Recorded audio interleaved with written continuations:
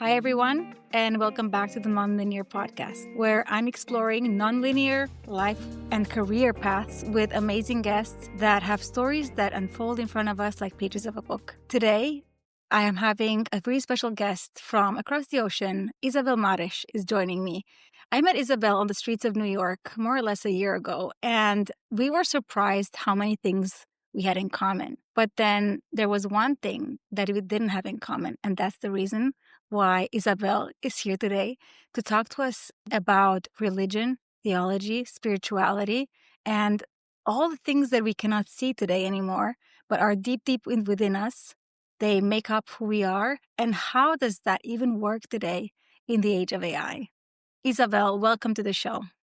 Thank you so much. That was a brilliant introduction. I'm so excited to dig in. Isabel, we have, like I said, we have so many things in common. We're both moms. We are both in social impact. We both work with technology for social impact. We also have origins which are similar, which we're going to discover soon. Tell us what you're doing today, and let's start non-traditionally from who you are now, and then we're going to take everybody back to the origin story later. Thank you so much for the invitation because it is so true. I usually tell the story in a linear fashion, right? My beginnings.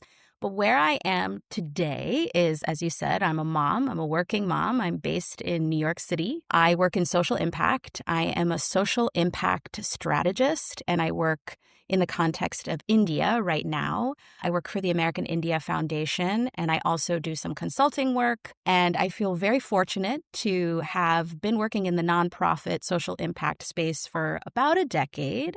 But I would say I had beginnings actually in social impact from the arts. So being now in international development work is a real treat, a little newer to my story, but a place I feel very comfortable because of some of what you already alluded to in terms of my studies. And finding myself now being in rooms discussing AI and the ethics of AI, especially with the populations that we serve at the American India Foundation, and also just considering the ethics of being a social impact org implementing new technology. It's been a wild ride. You know, as a lifelong learner, I think I have been very open to not knowing a lot of things and embracing that and, having open-ended discussions with regards to implementing tech in a way that empowers people and also empowering people to be more educated about emergent tech. So that's me today. That's you today. And what you would do at the American India Foundation is super inspiring, and especially the way you use AI and technology. We're going to dive deeper into that. But now the big surprise is that the woman in front of you, the voice that you're hearing, if you're listening to this, is a scholar of religion, a master in theology. Isabel, tell me, how did you get into that? And what drew you to the topic? Like, this is so amazing. I'm meeting a woman, a professional who works in technology for social impact, who tells me she's a scholar in religion. I was drawn to that. And that's exactly the element that we don't have in common and the magnet that I felt when I met you. Well, thank you for thinking of it as a magnet. I find that it will either draw someone in or will completely repel them. So, how did I find myself there? I think when I was young, I was always curious about spirituality. Yeah, I was baptized Eastern Orthodox. I grew up in a home that definitely embraced a culture that I think is deeply steeped in the spiritual and even the supernatural. But actually, how I got to that master's of theology was, I think, from my classical voice training. So I went to music school for both high school and I went to conservatory for college. And I studied a lot of sacred music. And I think that was the gateway drug to becoming curious about spirituality from a historical perspective, because I was studying sacred music, like early Gregorian chant, and then that was sort of leading me to try to understand what was going on in these monasteries in medieval Europe. And then it opened me up to a lot of curiosity about other spiritualities. I did not immediately go into Abrahamic stuff. I actually think I was more attracted to Buddhism at one point and was studying Buddhism in undergrad. And then I actually have a bachelor's in comparative religion, which takes all of the major world religions and looks for, similarities and differences and kind of a holistic understanding of like, why do human beings tell these stories about how we got here? Why do we seek higher power? And that's what got me to Union Theological Seminary, which is a very unique seminary because it focuses on liberation theology. So basically the intersections of social justice and religion. It's a very famous school for a lot of activists, at least in the US context, throughout like the civil rights movement and other labor movements here in the US. There have been a lot of really groundbreaking theologians who've studied there and worked there. So that was the context of learning about religion. And the entire time I was in seminary, I told everyone I'm an agnostic. I don't subscribe to anything. And I think that that still rings true, even though I hold a lot of spirituality and a lot of reverence for ritual. So I'll stop there and see if you want to probe any further. Yes, definitely. I think the contact that you've had with so many religions and types of communities and rituals and values and perspectives is absolutely amazing. Maybe you want to tell us about your early career. So the early career was actually during the master's. So I worked for the Guggenheim Museum. If there are any art lovers, Guggenheim is an international brand, but the one in New York City on Museum Mile, I worked for them in membership while I was getting my degree in theology. So that was very cool. And then I transitioned to working for a brief moment in human resources, actually for the Jewish Theological Seminary, which was right across the street. This is kind of funny, but I was recruited for that job after I sang in a chapel performance, and the HR director was like, "Do you want a job?" And I was like, "I don't know if singing is a credential, but let me give you my resume." So hilarious. That continued on in me working in, landmark New York arts institutions. So I was working in fundraising and brand building for Carnegie Hall, the Art Students League, like kind of these big name arts institutions. So that's kind of my early career, working in membership and fundraising, as I said, young artists, young collectors types groups. So stakeholder engagement has always been a piece of the puzzle, right? Connecting people to art or spirituality or fill in the blank. And then I guess my mid-career compared to where I am now was transitioning into a role that used both my knowledge of the arts and my knowledge of theology. So there was this association of Jewish community centers across North America, and I actually worked in their arts and culture sector for some years, and then also became more of a traditional fundraiser through the pandemic because it was needed and I had the skill. And so that was this kind of, I was trying to figure out, how do I take all of this knowledge that I have about theology and even scripture in the context of the Jewish religion, that's not my religion, but also my knowledge about art and community building to a singular day job. And I succeeded in that. And then, of course, I came back to the table and I was like, is there more for me?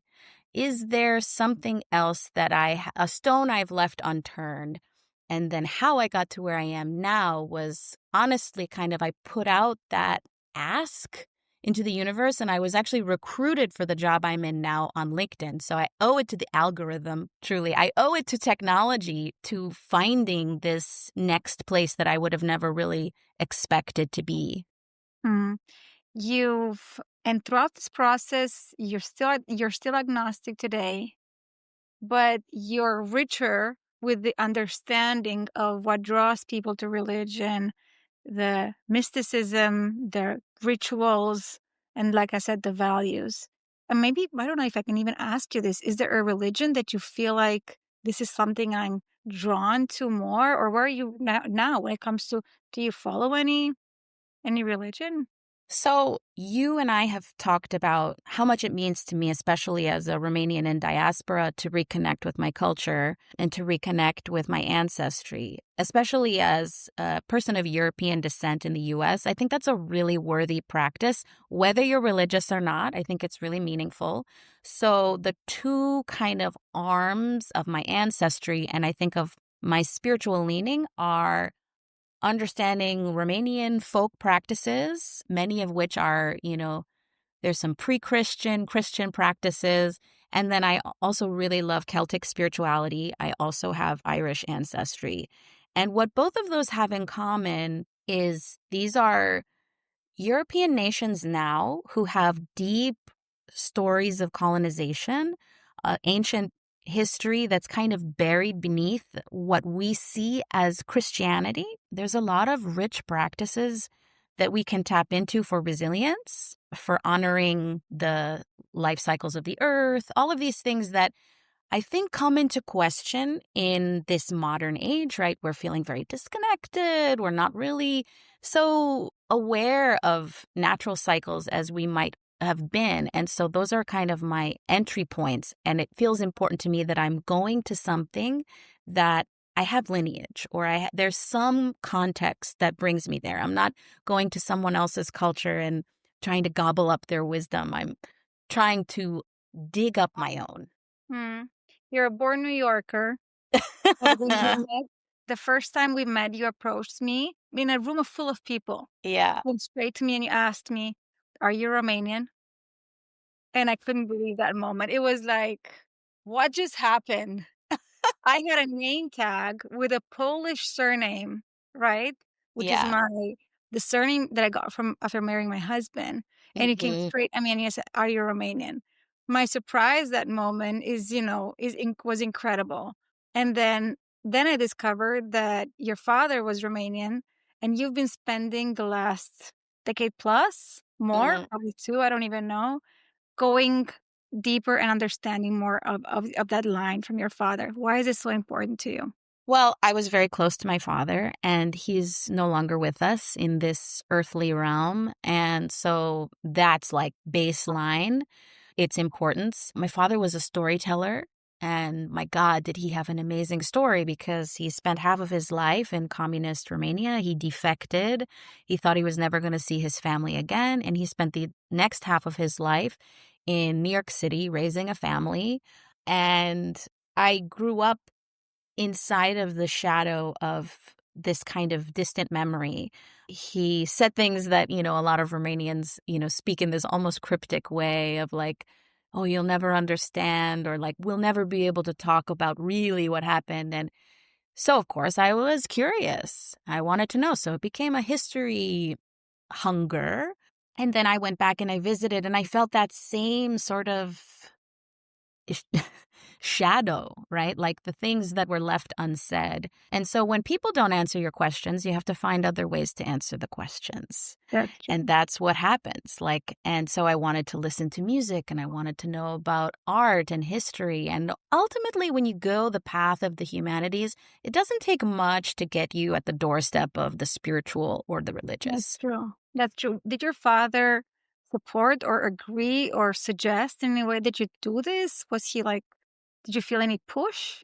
So they say that America is largely constructed of like a population of risk takers or the descendants of risk takers.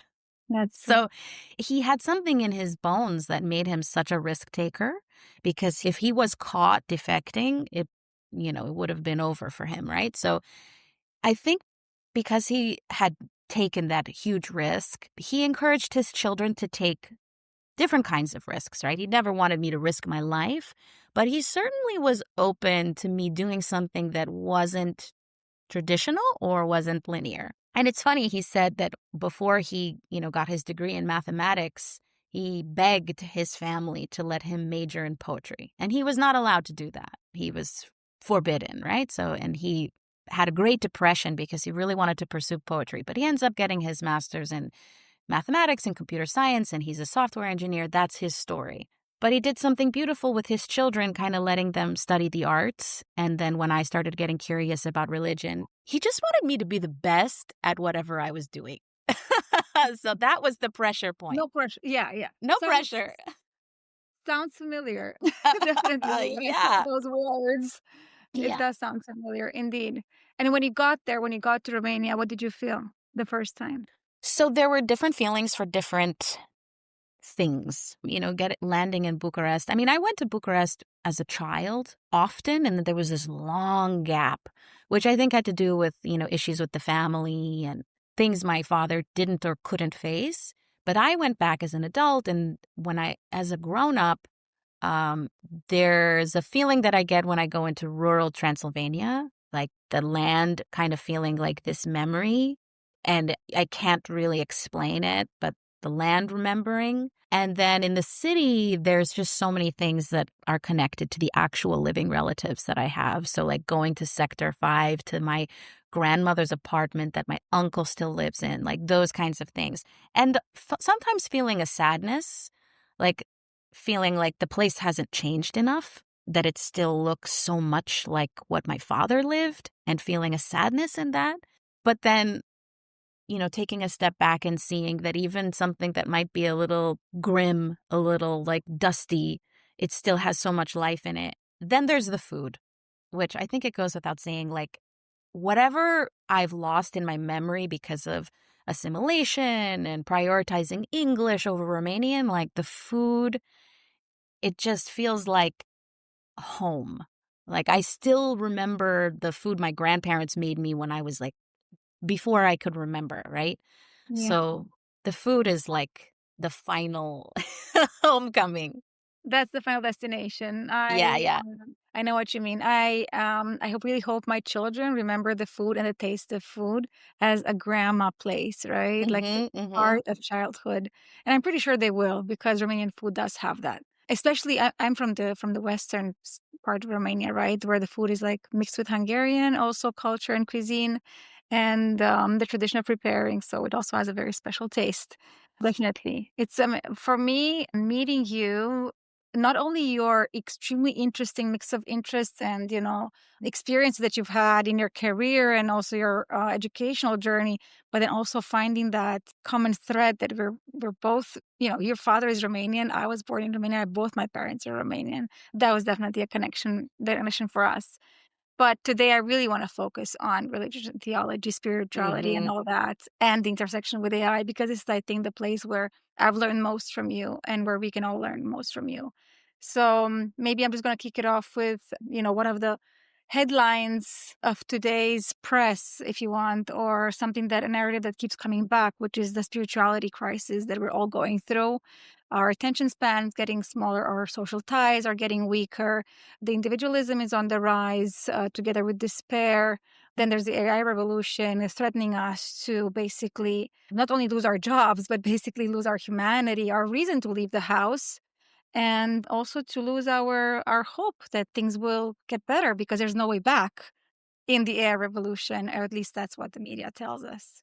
So, in the middle of all those headlines that I just randomly picked from my very recent memory, how do you find yourself in the middle of all that? Well, the truth is, I can only ever speak from my lived experience. And I've said this to people throughout the last few years, which is when everybody was watching me pursue theology, a lot of people were like, well, what are you going to do with that? Like, how is that going to be a career for you? And I made that work, and I'm crafty like that.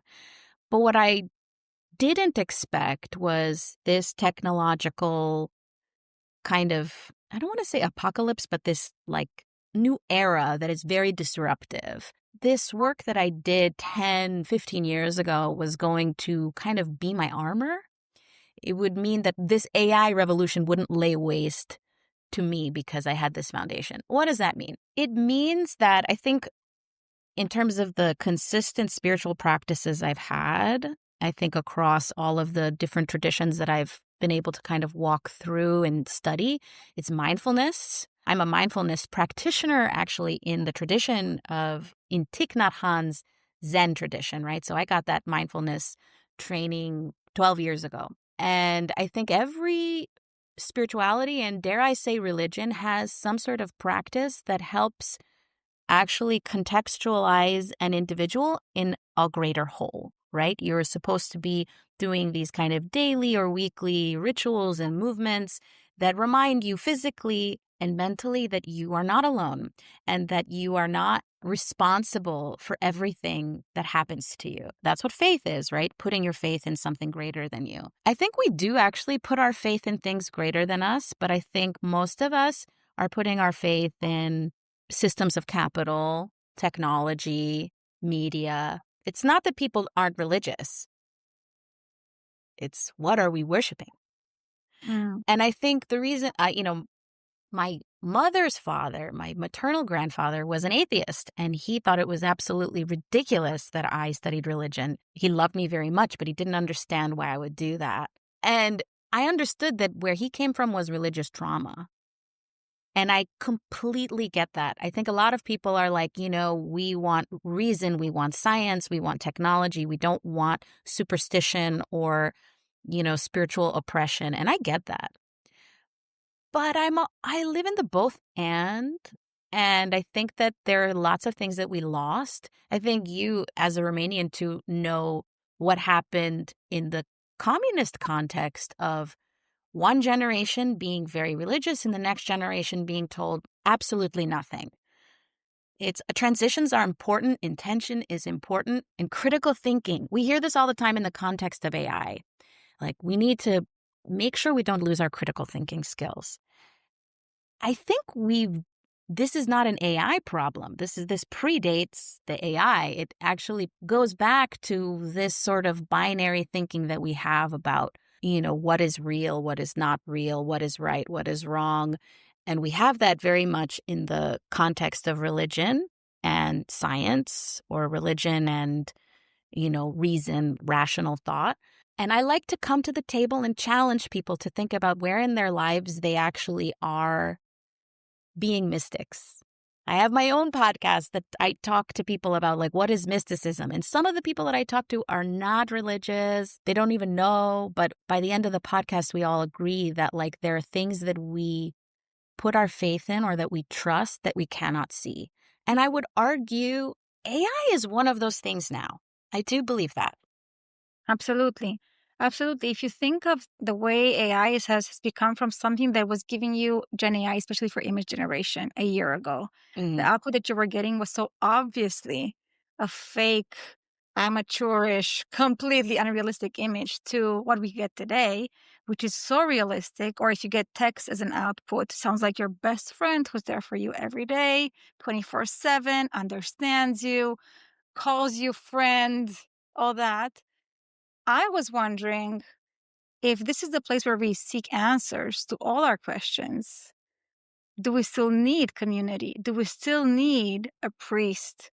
Or will young people simply make that mental shortcut that actually God is in the algorithm because that's where all the answers are? Yeah, I mean, that is such a profound question. And there's a few thought bubbles in my mind. One being, we tend to compare modern life to medieval life. I don't know. What is that about? We say the old way is going to a priest. And my mind goes to, 100,000 years ago, our ancestors, we still have the same mental makeup as our, like, pre-agrarian hunter-gatherer ancestors. Our brains are still trained for that.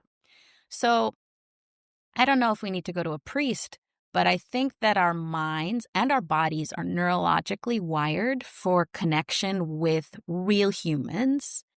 And then I think that AI, on the flip side, is a technological mirror of what we've been doing for all these thousands of years, which is telling stories. And we have found a vehicle to put those stories into, like, if you've read Jung, you've heard of this concept of the universal subconscious, which basically says that we can tap into ancient wisdom and stories that maybe we've never even been told, but it's a shared subconscious that we're kind of connected to through dreams and through other subliminal communications, AI is just another iteration of that, right? It's another more blunt tool for you to say, yeah, I can tap into this wellspring of all human thought. Now, the ethical question that on the other side of it is, should we be able to tap that well whenever we want, however much we want, with no restriction, with no sort of regard for a threshold of maybe that's too much or maybe not for this? Yeah. And so I've been thinking about mindfulness questions you can ask yourself when you engage with AI. So at least there's a little bit of a buffer. Tell us something about that. What's your practice? What are your questions? Is there anything you do or you've learned to do in the last months? Because everything's so recent. Everything's Well, I wish I could say it was something really flashy and cool, but it's not. It's as simple as before I engage with a tool, I ask myself, can I do this without AI? okay. And if that question is hard to answer, usually I peel back, like, why do I feel like I need to use AI? And usually it's because of time. Mhm. It's this sense of time urgency. Oh, I could do it myself, but it would take me 3 times, 4 times as long. And then I have to ask myself, if I get into the habit of always trying to buy back my time, what sort of spiritual or even physiological effect is that going to have on me? And then if I insist on using this tool, what am I going to do with the time that I essentially saved? And so what I love to do is I kind of have this like piggy bank of, okay, like I was able to get my work done very quickly because I did utilize AI tools. And then I have this little piggy bank of the time I saved. It's not real, it's just in my mind. But the piggy bank means like this is time now that I have to spend not interacting with technology and doing something that engages my creative brain. I'm not even saying spiritual, but the creative mind. And usually that means writing with a pencil or a pen, painting. Sometimes it's calling a friend and having a conversation that uses a totally different part of my brain than my job. It could be so many things. Yeah. For me too. That's what you mentioned, the calling a friend. The more I work with AI a lot in the last year. So I don't have a piggy bank, but I do have a practice of reminding myself to really call a friend or call my grandma Mm. to get replies to my questions that I least expect. To give myself that chance to be surprised. It's so very often that when I work with AI, especially generative AI, I'm getting replies that I'm expecting or I want to see only in a very polished form and very fast, just like you said. But working with people or talking to people actually puts you in a position to be surprised or shocked sometimes. And Yes. I think that surprise and that shock, that emotion connects me to, you know, what makes us human, right? That people can still surprise you positively or negatively, of course, but that's part of the human experience of life. And that's also at the end of the day what you remember, what made your day good or bad. That's what, also remember about a person, the chance that you're going to talk to them again anytime soon and so on. So that's my practice. The more I work with AI to remember to talk to people, because writing to people has become sort of the default way of communication, but spoken communication, what I'm doing today with you, is also somehow that practice of having a dialogue and not knowing what you're going to say, despite the fact that, we've spoken a couple of times about all these things, Mhm. right? Yeah. And there's something else which I think you're working actively on. I'm doing less of that, I have to say, in the last year's time again, with community. Tell me, what have you discovered and how is New York actually giving you access to this? Just as a side comment, I was really surprised. It's something that I really loved about New York, how often the word community shows up. You might not even notice it because you live there.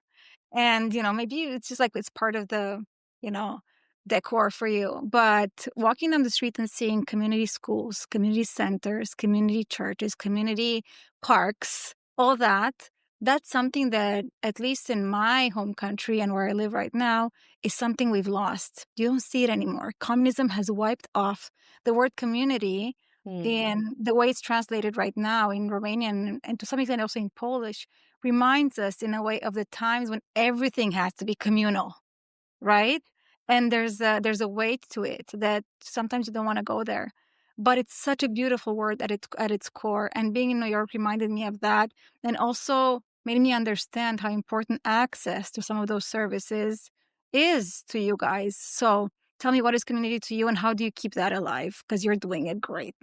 Wow. I have almost a slightly pessimistic reply to that as a born and raised New Yorker. Surprise me, Isabel. So, the reason why it's pessimistic is sort of like it can fall short of the word. The word being everywhere to me sometimes means like I would rather it be performed and not said. And I think New York is capable of cultivating community because it's this huge city, but it's made up of neighborhoods. Like myself, I always say, like, I'm from Queens. From a specific part of Queens. There are 5 boroughs to New York City. And so, like, we like to make our distinctions about where we are from within the city. And, like, it helps contextualize us. It gives people an instant flavor of, like, what are you about? Like, what are your food tastes? Like, how do you talk? What train do you take? Right. So, New York has that, which I like. And then, if you've paid attention to our recent mayoral election, you will have seen, even if you just are paying attention to headlines, that obviously there's a lot of work to be done. There's a lot of communities that are feeling like their needs aren't being met and there aren't enough of these spaces. I can vouch for community centers not being open to everyone, right? Like there's still membership fees and there are certain barriers to community, like communities existing, but there's still barriers. So there's still room for improvement. We are a capitalist country. We are the penultimate capitalist country. So, like, it's funny when we say community because so much of our services are pay to play. That said, New York is its people. It's not its policies. And I think that's what we're seeing. And New York will always be its people, even when its people are not agreeing. And we're a melting pot, right? Like I grew up in Queens, which is the borough that has, I think it's the most diverse place in the world. It had over 80 different languages are spoken in Queens. You can find every food, even real authentic Romanian food, Timișoara beer, like in Queens. You can't find that in Manhattan. You can't find that anywhere else. And then how am I doing it? Well, I keep saying I'm in New York, but I think it should be said that I work in New York, but I actually moved right outside of New York to on the other side of the river. I am technically in New Jersey, but I'm in this community actually of New Yorkers who got priced out of New York City. We couldn't afford to be homeowners in New York City, so now we live in New Jersey. And so I live with people who all, are from Brooklyn or the Upper West Side, but now we have gardens and many of us still work in the city and still have family in the city, so that's great. But I couldn't talk about how I'm building community without contextualizing that I actually moved outside of the city. And it's much easier to do in these kind of microcosms of people who also, they're carrying their city identity to a place where they want to reinvent or reimagine. And I think the way I've been building community is honestly just kind of being honest about my curiosities and my skills, offering that to people and recreating a village. Honestly, I've been doing this thing in my neighborhood where we've been doing childcare swaps. Instead of paying for a babysitter, we say, okay, I'll watch yours on this day and you watch mine. Like, what a revolutionary concept. I'm sure I have dead grandparent who's like, saying like, wow, how much have we lost in just a couple generations? But sadly, that's radical. But I don't know if that was the community that you wanted me to answer about. I'm speaking from the kind of the mother context Yeah, here. you're speaking from the mother context, but I'm gonna bring this up because you're born to an Orthodox father who introduced you to this religion. Then you worked in the Jewish Center. Then now you're working in the America India Foundation. Different colors, and Now you told me that you've joined the Catholic community, and this is what you feel like this is your ritual right now on Sunday morning. So how did you get there? Oh man. Yeah, that question. Several people have asked me that this week because we are in the season of Christmas. It's Right. Advent. And how did I get there? Honestly, this was a matter of locality and what I was personally looking for. First of all, if you had told me I would be moving to New Jersey 10 years ago, I would have laughed in your face. If you told me that I would be going to a Catholic church, I would have screamed. But it just so happens that I live very close to a very progressive Catholic church that is so diverse and so committed to including everyone and so committed to kind of breaking down this notion of what the Catholic Church is. And somebody that I really respect told me about it. I showed up. And I kept coming back. It was kind of as simple as that. And that's kind of the way I live my life. I have always been about how do I feel when I get somewhere rather than like, what does it look like or how do people perceive me? So that's been very liberating because definitely there's been some shock. Definitely. I want to also ask you, how do you parent, knowing your cultural, context, and also religiously, all the religions you've been in touch with, or part of, or following, or studying in the last decade? How do you parent, and how do you make choices? Do you have to make choices? I don't know. My partner and I both say we're kind of intuitive parents. We don't really know what sort of ideology we subscribe to other than, if we go into a very kind of culturally specific space, such as a Romanian space or a Catholic space, we make sure to use expansive language when we're kind of talking about what's going on. If we find that something very extreme has been said, we'll just have a conversation with our kid. I mean, she's 3 now, so we'll have a conversation later that kind of leans more into our worldview. Children are exposed to other people's worldviews all the time. Yeah. Children are exposed to things that are going to make their brains explode all the time. I think we're sort of kidding ourselves that that's only happening when you expose your kid to religion or you expose your kid to like a certain lifestyle. Like it's happening all the time. And so I think we're just very intentional about showing her different things too, right? Like I think the practice of introducing your kid to different spiritual modalities creates a plasticity. And Definitely so does. she's been to like a solstice ritual and she's also been to like Advent Mass. And she's Mhm. also been to like, a Jewish birth blessing, like so it's all possible because it all exists. Exactly, and it's all human, and it's for you, it's also all very accessible. So for her, it's not some kind of like traveling half the world away in a completely different setting with all that. It's just part of, today, tomorrow, the day after tomorrow. It's pretty Hmm. amazing to have that access. And what That's about the New York. that for New York? Thanks, New Exactly. York. What about technology and AI? What do you think about your daughter is, she's very young right now. So, I think you're lucky to not have to go through this right now in a more advanced way. I'm in the middle of it with my preteens and AI. But tell me, what are your thoughts on this? Yeah, I think the previous question, which was like, how do you navigate all of these different spaces and make sure like your kid, is clear or like, that it's aligned with how you want to parent? I think the AI question is giving me way more anxiety. And you're right. I'm not going through it now, but I'm thinking about it all the time because the speed with which we're seeing things go, I'm anticipating by the time my daughter is in some of those early elementary school classes, like what is she going to need to know? And what am I going to have to protect her? I don't want to say against, but yeah, kind of. What are the guardrails for children? And that's the question I ask a lot in spaces where I am with more technical experts. And I really have not heard compelling enough replies to the how are we building for children. And honestly, I don't really want necessarily things built for children. I would like there to be literacy. I want kids to be skilled for the world, but we don't need AI for all education, especially early education. That's my opinion, and I'm not even there yet, so maybe my Yeah. opinion will change.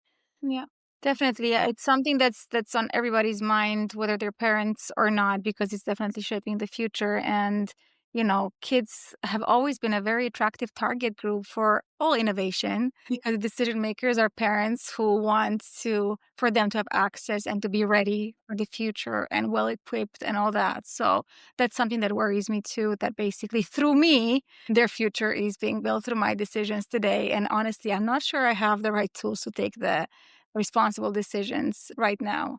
I also wanted to ask you about AI in the context of your work. I know that Mhm. the America India Foundation is doing a lot of work in India for the most vulnerable communities in India, especially moms.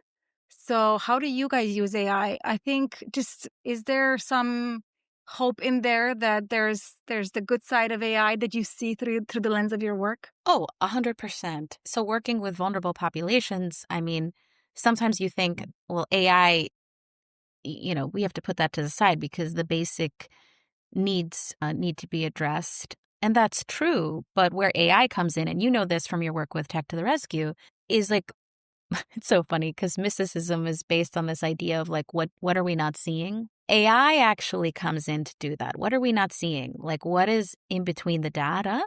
So, in terms of products that have been developed, using nutrition data so that we can predict and more rapidly serve communities who are struggling with undernutrition and meet certain education and intervention needs at a faster rate.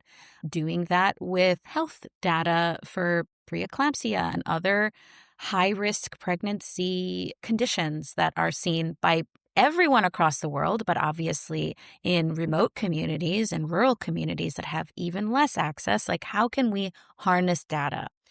Of course, then the ethics question always comes in, right? Working in the US India context is really fascinating because there are two very different approaches to data in terms of privacy and in terms of regulation. And I actually deeply admire the regulatory sort of clampdown that we see in India because we should treat data with immense care because behind all the data are people, right? And our work is always about people empowerment. We definitely do this through tech, but the end goal is always people on the ground. We're in schools doing STEM education, right? Through drones and other STEM familiar tactile education that we have for kids.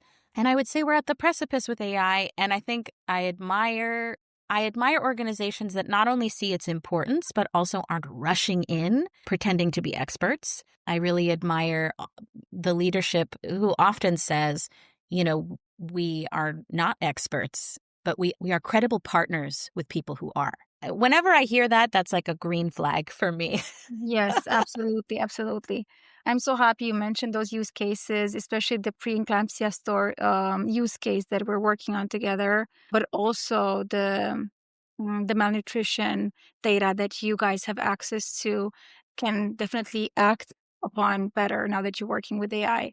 I'm excited to see where these projects go because, like you said, we're aware of the risks. We're working to mitigate those risks and to make sure that innovation is not built in a reckless and fast pace that could actually harm the people that we were supposed to help in the first place. Yeah. Hmm. And I really want to take us back to that higher or deeper level. You already mentioned it, mysticism. You host this really beautiful podcast, The Optimist, which I think is such a good word for you because you are that optimistic spirit, and I felt it every time we met. But mysticism is a word that really doesn't show up a lot in my circles, despite the fact that I'm Romanian. I'm the granddaughter of a healer. My mother's very spiritual. I went through my arts education myself, and I was in touch with that, I guess, when I was younger, but it got lost in along the way, over the last years. If you were to raise awareness or to remind somebody of the beauty of and importance of mysticism, how would you do that? Well, every episode of the OptiMYSTIC podcast is me sitting with somebody who's doing something brilliant in the world, be that in the context of spirituality or not. Actually, many people are not. And mysticism actually, it really is about trusting in what you can't see, or trusting in unseen work, or something that has yet to unfold, right? And so that as a concept, we see that a lot in the business world. I see a lot of coded mystical language in how we navigate financial markets, how we navigate AI, how we navigate politics. There's a lot of faith in systems that we think have no dogma, and they do. And I think mysticism is actually anti-dogmatic and is rooted in our ability to make good change. And when I say good, I don't mean like good and evil, but more like progressive, forward moving for the greater causes that, we're aligned with in our lives. And I say on the podcast that every episode is with a modern mystic, because I believe that people who are doing change maker work in the world are. Because if you think about it, if you know famous mystics like Hildegard von Bingen or even Mahatma Gandhi could be classified as a mystic who we look to, somebody who was led by faith but changed the world not in a faith exclusive context. These are people who are restoring the faith in humanity, and are giving us examples of we are capable of so much more, and we're capable of breaking the mold. So I took a class in seminary with Thich Nhat Hanh's former translator. And she used to be a Buddhist nun, and she taught a class called Mysticism and Revolutionary Change.